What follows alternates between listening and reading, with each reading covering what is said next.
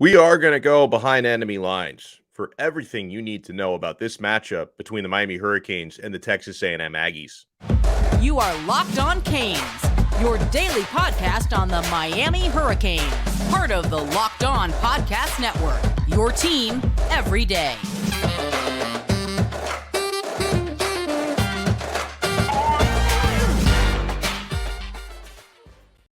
I am Alex Donno, your host. I'm a University of Miami alumnus, longtime South Florida sports radio vet, and contributor to allhurricanes.com. And thank you so much for making Locked On Canes your first listen today. We're available free wherever you get your podcasts, available free on YouTube, your team every day. And so we are going to do a crossover on this episode. We're going to be bringing on Joey Ickes from Locked On Aggies, who does an awesome job breaking down everything Texas A&M. I'm going to pick his brain on the quarterback situation. I'm going to pick his brain on, why things have looked pretty stale running the football and throwing the football to start the year for Texas A&M and how important this Miami game is for them. And listen, I hope Mario Cristobal is watching this because maybe we'll get the insight Miami needs to win this game. So it's going to be an awesome crossover today with Joey Ickes. Got plenty to get to before we bring Joey on, though. Let's talk injuries here for the Canes. Some very good news, some rumors out there. Let's address the actual tangible stuff here first. Offensive tackle Zion Nelson, who made his season debut last week against Southern Miss, was clearly a bit limited on a snap count. Sounds like Miami's, I was going to say starting left tackle, but he played some right tackle last week as well. I think everybody on this line is going to be moving around some if necessary. They're cross-training a lot, but it sounds like Zion Nelson is full go, no restrictions this week. And the same can be said for Jaylan Knighton, the Rooster, who, like Nelson, made his season debut last week, was a bit limited, didn't get a whole lot of snaps, no restrictions this coming week. Mario Cristobal said about the two of them, full speed, 100%. We feel good about those guys, Cristobal said. And I think it goes without saying how important Zion Nelson is to this football team. And also, with a guy like Jaylan Knighton, in a game like this, couple of explosive plays in your favor. Like if you can have maybe one or two more explosive plays than the opposition, that can be the difference in winning or losing this football game. That's something we know Jaylan Knighton does very well.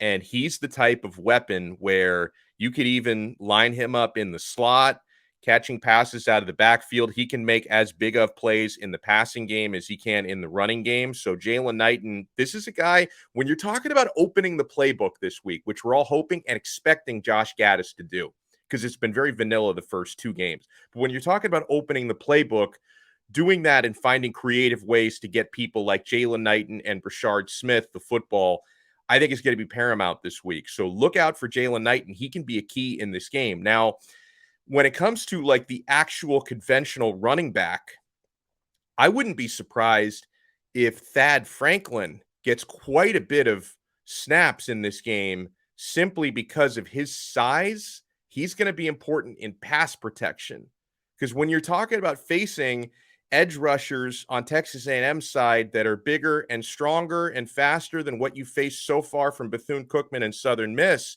having someone of the 240-ish frame like Thad Franklin on the field, especially in pass pro situations, I think it's going to be really important. So don't be surprised if he maybe even takes a few snaps away from Parrish, who's been Miami's best running back so far. And he's also good in pass protection. He's just not as big as Franklin. And to Henry Parrish's side, there's a stat that bodes very well heading into this week. Because remember, Parrish was an Ole Miss Rebel last year, and Ole Miss beat Texas A&M, and Henry Parrish had 6.4 yards per carry against the Aggies last year, okay? And he's been Miami's best back so far this year. There's no question about it, averaging 108.5 yards per game so far, Parrish, and 5.9 yards per carry. The running backs we know are going to be incredibly important, and having a guy like Zion Nelson up front blocking for them is going to be really, really key. Another bit of very good news on the defensive side of the football. Remember, this man didn't play last week. Akheem Mesidor, who was Miami's best defensive player game one, missed game two with an injury concern. Cristobal said he looks good. looks good today. He said that Wednesday. So he looked good Wednesday, hopefully even better on Thursday, huh? We expect a full speed player on Saturday, Cristobal said about Akheem Mesidor. So something I wanted to bring up, I've been trying to get to the bottom of this. I don't know a whole lot of what's going on, but there's been some chatter about Xavier Restrepo, apparently seen in a boot on Wednesday.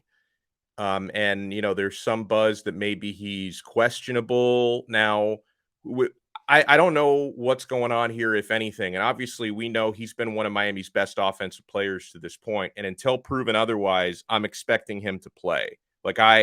There's nothing official on this. And the fact that he was one of the Hurricanes players that was actually, made available to speak to reporters like me on Tuesday, tells me that if there is anything going on, this must have happened after that media availability on Tuesday, but there's been nothing officially said about this. So certainly we hope X is okay, because X has been Miami's leading receiver so far this year. I don't have any reason yet, any concrete reason yet, to believe he's not going to play this week, but there have been some rumors going out there. That would make a difference. If for whatever reason he can't go, or if he's not 100%, that obviously takes big piece away from Miami's offense. I think the good news for that would be, and obviously it would never be good news if he's not 100%, but just from a football standpoint, we saw some very good from Brashard Smith in the slot last week. Had a couple of big catches, including that big first down in the first half that he caught from Tyler Van Dyke, where TVD fitted into a tight window, and Brashard Smith made a very focus-heavy bobbling catch to keep it down and keep the chains moving. So, next man up if needed. Next man up. Obviously, I hope and expect X to be able to play, because I haven't heard otherwise yet. But this is definitely something to keep an eye on. This is something to keep an eye on over the next 48 hours. And listen, I want to treat a rumor with the respect that rumor deserves and tell you guys, hopefully this is nothing we should worry about. But I just want to pass it along, because I feel like we owe it to you guys to do that. So in terms of talking about the Hurricanes having hopefully success running the football, so far Miami are 15th in the country, again, against opposition that's not tip top, right? But 15th in the country running the football, 241 rushing yards per game, had 42 carries for 305 yards, 305 against Bethune-Cookman, and then 200, about 200 team yards against Southern Miss, if I'm not mistaken. And Texas A&M so far against the run. Now, A&M, despite the fact that on paper they haven't played top competition either. Now, they lost to one of those teams, Appalachian State, they constantly punch above their weight. Appalachian State is better than they're supposed to be every single year, so I give them credit. But playing against the likes of Sam Houston week 1 and, a non-Power 5 team in Appalachian State in week 2, Texas A&M surprisingly are 84th in the country against the run, giving up 144 rushing yards per game, and 69th in the country in opponents' average at 3.69 yards per carry. Sam Houston had 27 carries for 107 yards against them in the opener. And Appalachian State had 52 carries for 181 yards and a touchdown against Texas A&M. And the same Appalachian State running back, now obviously he's a year older and more experienced this year, but the same Appalachian State running back, Cameron Peoples, who had 19 carries for 112 yards against Texas A&M last season, Peoples had, he had 17 carries for 95 yards and a touchdown versus Miami. So he had success against both Texas A&M and Miami. So hopefully Henry Parrish, who had success against the Aggies last year, and Jaylan Knighton, who's back 100% full go, and Thad Franklin, who I think is going to be on the field a considerable amount this season. Hopefully they can have some success, all right? Jimbo Fisher is 10-3, coming off a loss as Texas A&M head coach. So, obviously you expect them to want to bounce back big time, and it's going to be tough. Now, they did lose at home last week. It's hard to even fathom them losing 2 straight at College Station. And in this case, this is a night game. The crowd's going to be crazy. The crowd's going to be drunk, all that good stuff. And Kevin Steele, Miami's defensive coordinator, in his time at Auburn, is 2-1. Auburn, I should say, because Steele wasn't the head coach; he's the defensive coordinator. But Auburn went 2-1 against Texas A&M with Kevin Steele as the defensive coordinator of Auburn. So he certainly knows what to expect from a Jimbo Fisher offense, and he talked about that this week. Kevin Steele, when he met with the media, in terms of preparation, obviously, it's the Jimmies and Joes, not just the X's and O's, because, when you're looking at people like Devon Achane and the very talented wide receivers that Texas A&M has, they've got a lot of speed and ability on the outside. As long as their quarterback play can figure it out, whether it's Haynes King or Max Johnson or Connor Wegman or some combination of the three on the field, if their quarterback situation can sort itself out, they've got a lot of talent they can burn Miami potentially with in the passing game. There's just a very, very talented football team when it comes to the Jimmies and Joes. When it comes to the X's and O's, there's no reason why Kevin Steele shouldn't be prepared, right? I mean, it's, Jimbo Fisher, aside from a few nuances here and there, hasn't really changed or radicalized his offensive approach. It's the same offensive approach that Steele faced while he was at Auburn.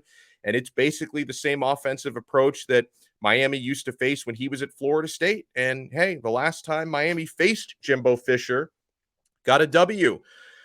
Did Miami on Fisher's way out of Florida State to Texas A&M. So hopefully that trend can continue. So that's what we're looking at from an injury standpoint, and hopefully Miami can establish a running game. But obviously the passing game, Jacoby George is back this week.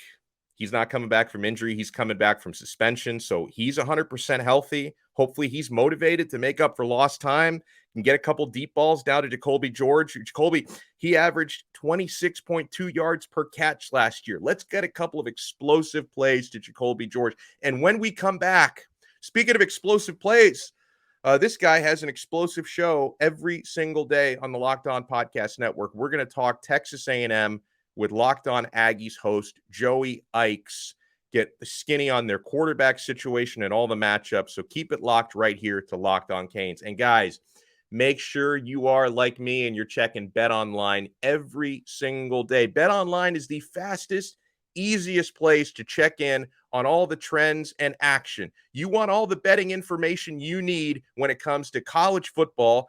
Our Miami Hurricanes are 5.5-point underdogs this week. Miami plus 5.5. What are we thinking there, guys? You can check that out. All the overs and unders you need, all the player props you need, college football, NFL, NBA, NHL, boxing, MMA, even golf. It's all at betonline.net. I'm telling you guys, this is the ultimate resource. They give you the tools you need to succeed this football season. Make sure you check it out. The trends and action happening right now, including live betting, which should be a big part of our routines. BetOnline, where the game starts.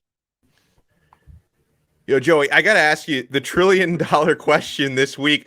What's going on at quarterback for Texas A&M? Is Haynes King going to start? And even if he does, is he on a short leash? What's happening there? Well, Alex, if you know the answer to that question, I'll ask you to tell me, because at this point, nobody really knows. And really and truly, Jimbo Fisher's not really that incentivized to tell anybody other than his team, who's going to start, and if Haynes does start, how short the leash is.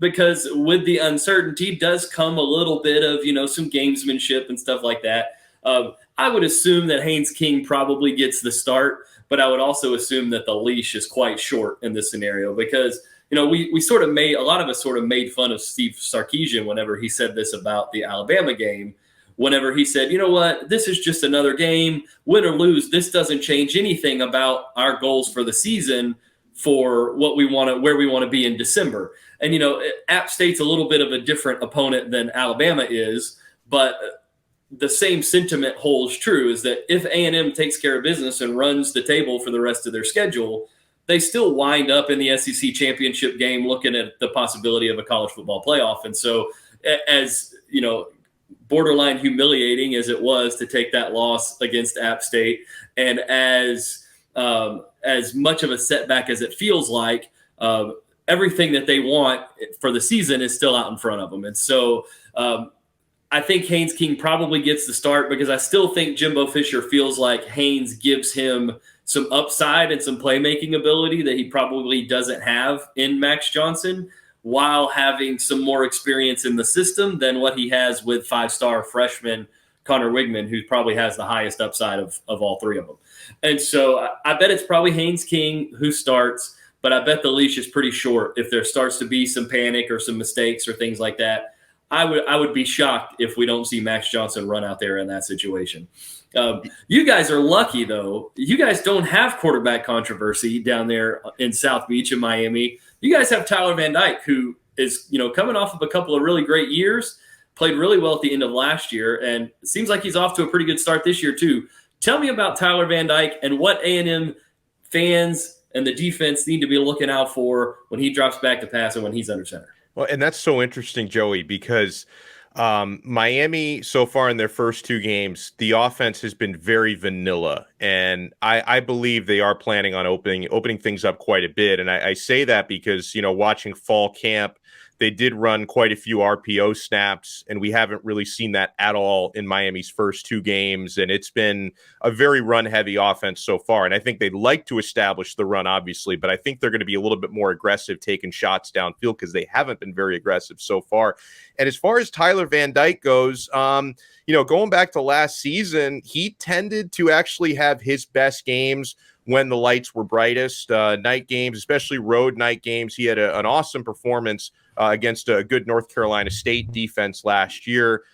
Texas A&M obviously presents some different challenges with the speed and the athleticism. So I think everyone knows how difficult this is going to be. But, Van Dyke has really been a gamer. And so far this year, he faced an FCS opponent week 1.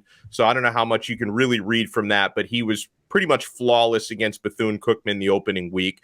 But against Southern Miss, first half was rough. First half was rough for the entire offense, Tyler included. He was able to, final drive of the first half, led a touchdown drive, and then second half, it was starting to roll a little bit like a machine.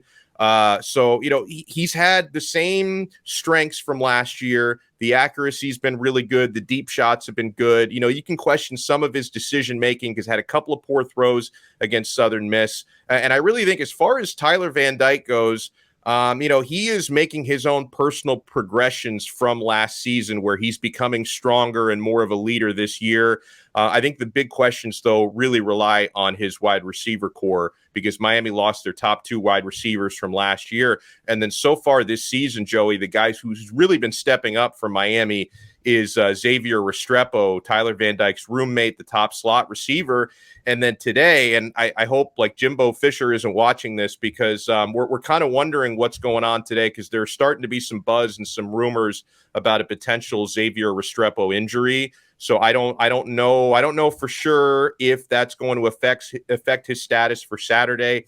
If it does, that's going to be a loss for Miami. Although their other slot receiver, Brashard Smith, looked really good last week against Southern Miss. So hopefully he could just, if he needs to, fill that void pretty easily. But if Restrepo can't play or if he's limited, that would be a really, really big loss for Miami. And, listen, I certainly, Joey, I respect Texas A&M's defense a lot. And, I'm looking at Miami's offensive line, which has been pretty good so far this season, but they haven't faced size and strength like they're going to face on Saturday. What can you tell me about Texas A&M's defensive front and how they're going to approach this game? Because Miami's also ran the football really well so far. Do you think they're going to focus more on the pass rush? Or are they going to try to stack the box and stop the run? How do you think that can play out?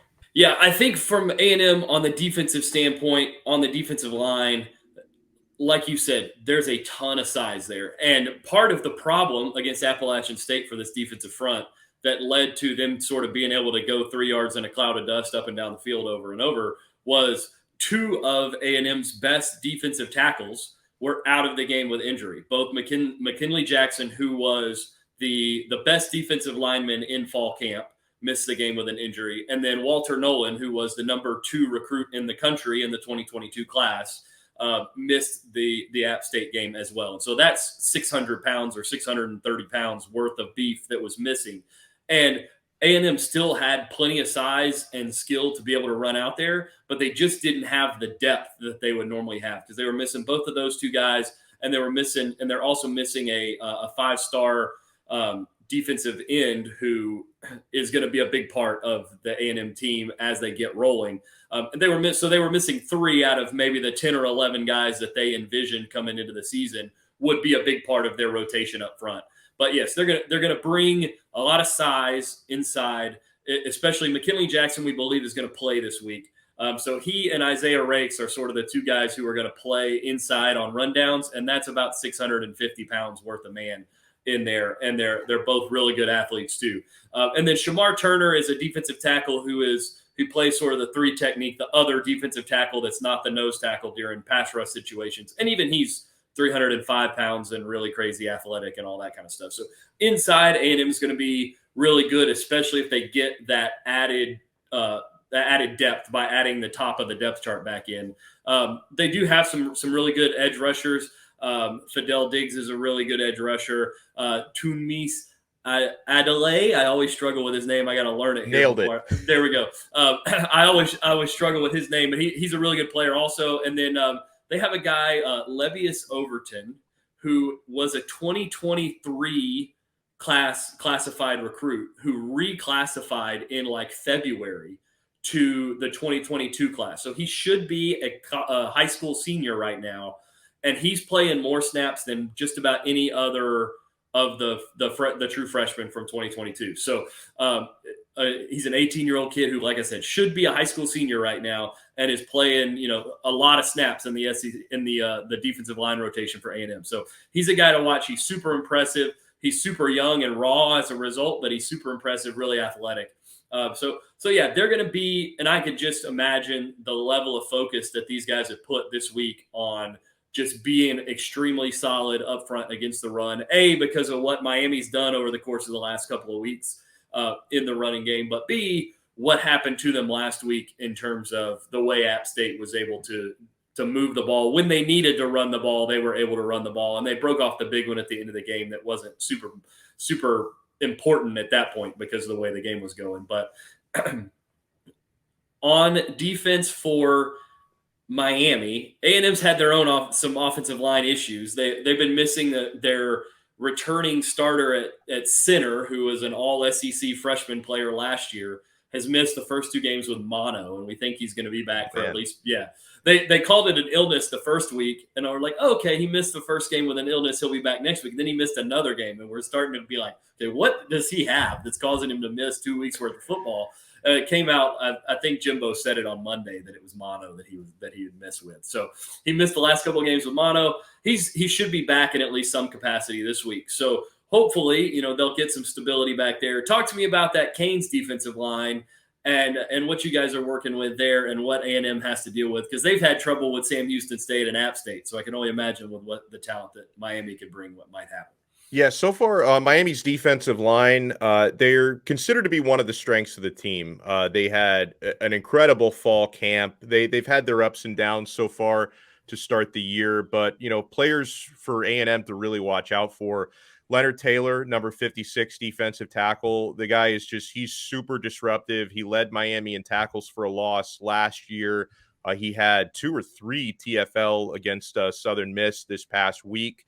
Daryl Jackson is also a really interesting defensive tackle. He just transferred in from Maryland, and when he transferred in, a lot of the buzz on Jackson was this guy's going to be kind of a multi-year project because he has 3 years of eligibility left, including this year. Maybe a multi-year project. He's a little bit raw.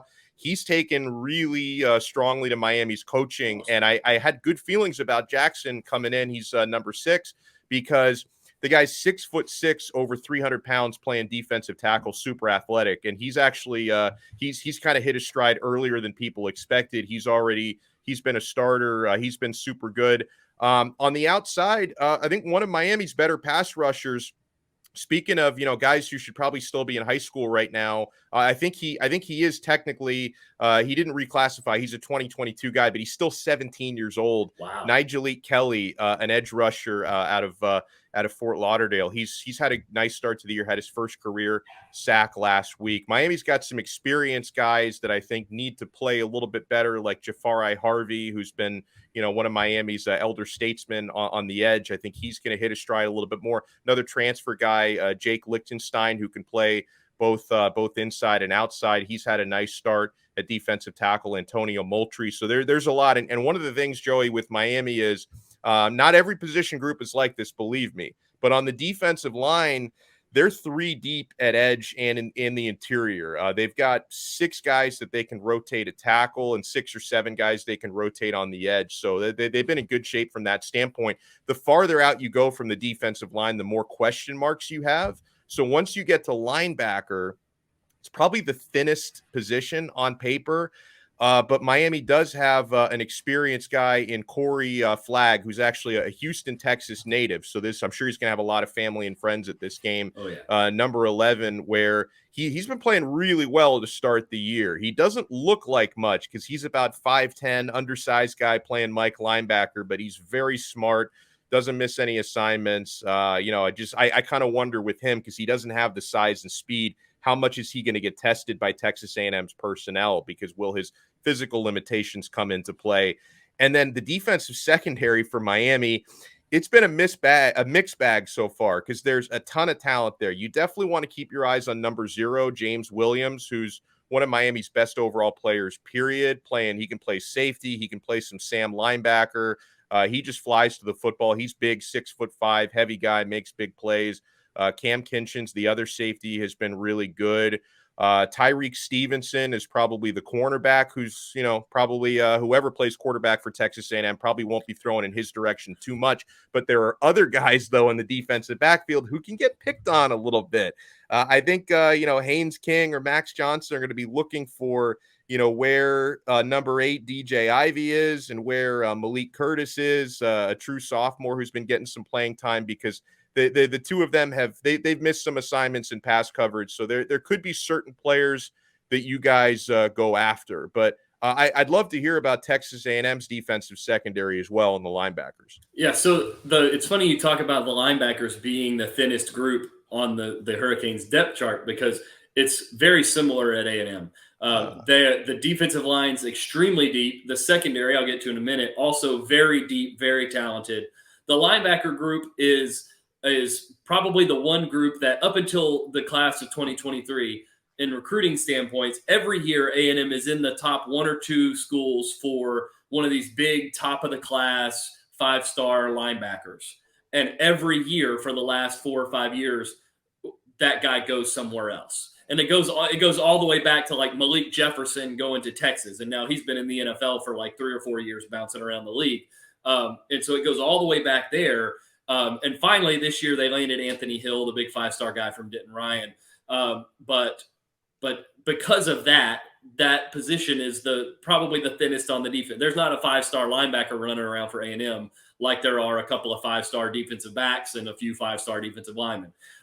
Chris Russell is a guy who had been a backup for most of camp and everything, but has been playing because Andre White, the guy who is the starter at Mike, got hurt in the game against Sam Houston pretty late in the game. And I'm not 100% sure what the injury is. These college teams, it's a lower body injury. We'll tell you more about it when we have to, right? Yeah. They don't have the same requirements that those NFL teams have with what they have to tell us. So Chris Russell's been playing more. I don't think Andre White's going to play this game. So Chris Russell will be the Mike linebacker. And then Edgerrin Cooper is the second linebacker. And he's really the one that they look to and that they're looking for to try to be more of a playmaker there at the second level. And so from the secondary standpoint, it really starts with Antonio Johnson, who is, I think they call him their nickel. All these guys have different names for this same sort of position. Some guys call him the star. That's what it is in Miami. Yeah, exactly. Yeah. Exactly. So he's sort of the slot defender, overhang defender. Sometimes he's a safety. Sometimes he's a corner. Sometimes he's a little bit more like a linebacker. But he's an All-American level player there at the second level and inside on the defense.